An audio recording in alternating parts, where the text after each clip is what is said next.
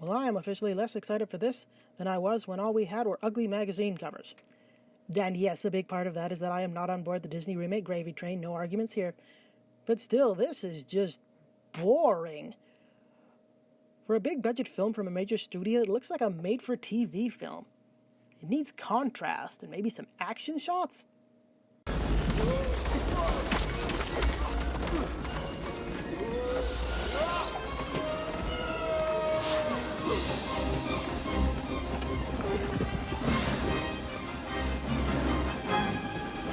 Yeah, like that. Okay, animation allows movement and expressions, live action doesn't. That's why I like it, so I'm not playing fair. But I think even the Dumbo trailer managed this better by having Colin Farrell's character climbing up a structure while presumably injured to do something. The most excited I got was this shot.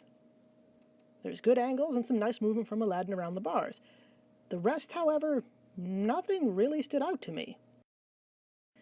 Everything else is beige, white noise. Sure, there are some bright colors here and there, but the whole photorealistic trend drives me nuts because it takes everything fun about animation to me and turns it into this.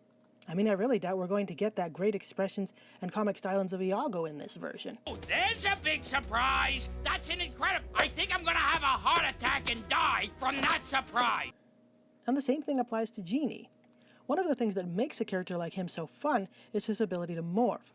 A movement I personally have only seen 2D animation techniques perfect because you can change your character within each frame rather than breaking your rig in Maya. And I totally don't speak from experience with that. Moving on.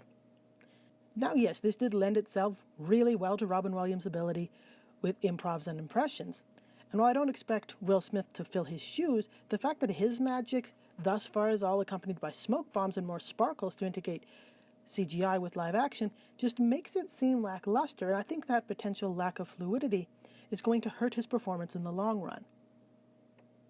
And speaking of lackluster, what the heck is this? This is supposed to be our villain? Yawn. Again, animation allows you to create features that an average person doesn't have, and it makes Jafar so much more menacing in my eyes. This is cool. This looks like a cheap Halloween costume. So yeah, I'm underwhelmed to say the least.